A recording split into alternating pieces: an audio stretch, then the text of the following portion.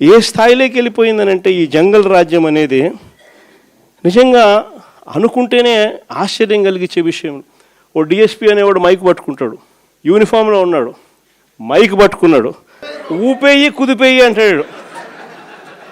డిఎస్పీనా అసలు ఇది ఏం మనిషి వేయడని చెప్పి అర్థం కావడం అసలు. అంటే భీమవరం మీటింగ్లోనే అసలు ఇది నిజంగా సమాజంలో ఉన్నామా లేమా, అసలు ఏం జరుగుతూ ఉంది?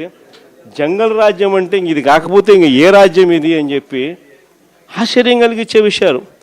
నిజంగా ఈ బరితెగింపు అన్నది, ఈ విచ్చలవిడితనం అన్నది నిజంగా ఏ స్థాయికి వెళ్ళిపోయిందనంటే, చంద్రబాబు నాయుడు గారి ఎమ్మెల్యేలు, చంద్రబాబు నాయుడు గారికి సంబంధించిన వాళ్ళంతా ఏ స్థాయిలోకి వెళ్ళిపోయినారంటే, నిన్న 20 పేపర్లో చూసిన కోడూరు ఎమ్మెల్యే ఆరవ శ్రీధర్, అదే మనిషేనా అసలు ఇది ఎమ్మెల్యేనా అని అనిపిస్తుంది నాకు. అసలు ఈ అరవ శ్రీధర్ అనేవాడు ప్రభుత్వ ఉద్యోగి అయిన ఒక అమ్మాయిని భయపెట్టి, బెదిరించి, రేపు చేసి, హెరాస్ చేసి, స్వయంగా ఆ అమ్మాయి తనకు జరిగిన అన్యాయాన్ని కూడా ఏకంగా సాక్ష్యాలు ఆధారాలతో సహా బయట పెట్టింది. ఆముదాల వలస ఎమ్మెల్యే ఇంకోడు కూన రవికుమార్. ఈయన గారి వేధింపులు భరించలేక గవర్నమెంట్ స్కూల్ ప్రిన్సిపల్ ఆత్మహత్యా యత్నం చేసుకుంటే ఇప్పటి వరకు చర్యలు లేవు. సతివీడు ఎమ్మెల్యే కోనేటి ఆదిమూలం ఒక మహిళను బలాత్కారం చేసిన చివరికి ఆ అధికారిని ఉపయోగించి ఆ కేసునే క్లోజ్ చేయించుకుంటారు. ఎంత దారుణంగా జరుగుతూ ఉందనంటే, ఇంకొకడు మంత్రి సంధ్యారాణి పిఏ ఇంకొకడు తనను లైంగికంగా వేధిస్తున్నాడని మరొక ప్రభుత్వ ఉద్యోగి అయిన మహిళ ఫిర్యాదు చేస్తే అతన్ని వదిలేసి ఫిర్యాదు చేసిన ఆయమను జైల్లో పెడతారు. ఆయమ మీద కేసు.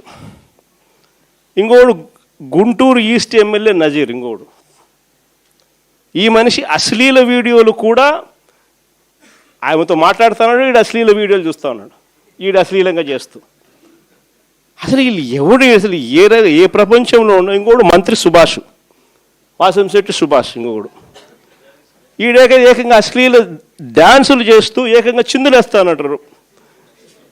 అశ్లీల డ్యాన్సులు చేస్తూ ఏకంగా స్టేజ్ ఎక్కి చిందులేస్తాడు మంత్రి. అసలు నాకు ఆశ్చర్యంగా ఉంది. అసలు జంగల్ రాజ్యం అని అంటే ఇంకా వేరే పేరు ఏమైనా ఉంటుందా ఈ ప్రభుత్వంలో జరుగుతూ ఉన్న పనులకు? అసలు ఈ స్టేజ్లోకి ఒక ప్రభుత్వం పోవడం ఏంది? దగ్గరుండి ఇట్లా టోళ్ళని తీసుకొని పోయి ఇన్సిడెంట్ జరిగితే భయము భక్తి లేకపోకుండా మరుసటి రోజు జైల్లో పెట్టాల్సిన వాళ్ళందరినీ జైలు అనేది ఎలా ఉంటుందో చూపించాల్సింది పోయి, ఇలాంటిది ఏదైనా చేయాలంటే బొల్లులో భయం అనేది ఎలా ఉంటుందో చూపించాల్సింది పోయి, వీళ్ళందరినీ ప్రోత్సహిస్తాడు ఎవడు? వీళ్ళందరినీ ప్రోత్సహిస్తూ ఉండేది వీళ్ళు. సాక్షాత్తు దగ్గరుండి చంద్రబాబు నాయుడు, ఆయన కొడుకు, ఆయన ప్రభుత్వం. నిజంగా ఇలాంటి పాలనలో మనం ఉన్నాము, ఇలాంటి రాష్ట్రంలో మనం ఉన్నాము అని నిజంగా జంగల్ రాజ్యం అని అంటే ఇదే. విచ్చలవిడి అవినీతి కనిపిస్తూ ఉంది. ఎమ్మెల్యేల దగ్గర నుంచి, మంత్రుల దగ్గర నుంచి విచ్చలవిడితనం కనిపిస్తూ ఉంది. విపరీతమైన కరప్షను, పోలీసులు రెడ్ బుక్ రాజ్యాంగం. ఏ మనిషి తప్పు చేయకపోయినా కానీ దొంగ సాక్ష్యాలు, దొంగ కేసులు పెట్టి బెదిరిస్తూ ఉన్నారు, తీసుకొని పోతున్నారు, అరెస్టులు చేస్తూ ఉన్నారు. ఒకవైపున ఇవన్నీ, మరోవైపు చూస్తే ఎన్నికలప్పుడు చెప్పినటువన్నీ అబద్ధాలు, అన్నీ మోసాలు. మరోవైపున మంచి పథకాలన్నీ రద్దు. ఇంకోవైపు చూస్తే వ్యవస్థలన్నీ కొలాప్స్. ఈ మాదిరిగా సాగుతూ ఉంది చంద్రబాబు నాయుడు పాలన. ఇలాంటి దుర్మార్గమైన పాలన మధ్య వైఎస్ఆర్సీపీ కార్యకర్తలు ప్రజల తరపున నిలబడే ఒక గొప్ప యజ్ఞం చేస్తూ ఉన్నారని చెప్పి గర్వంగా చెప్తాను. ఇలాంటి